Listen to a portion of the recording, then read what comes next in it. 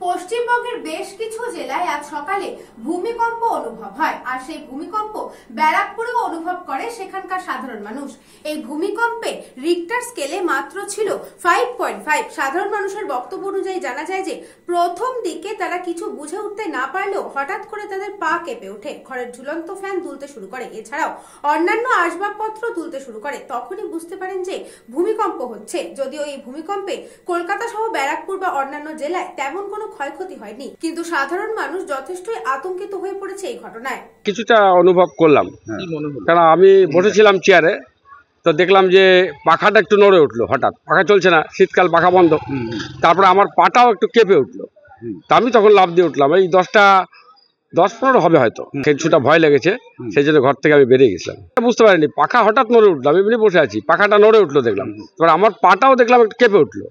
তখন বুঝলাম যে তাহলে ভূমিকম্প বা কিছু একটা হয়েছে। তারপরে আমি ঘর থেকে বেরিয়ে গেলাম।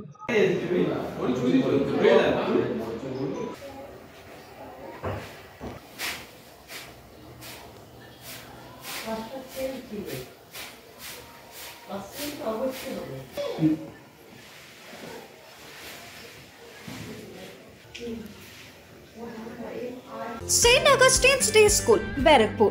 Success for every child. Admission open 2026 to 2027. Contact number 900793 4555.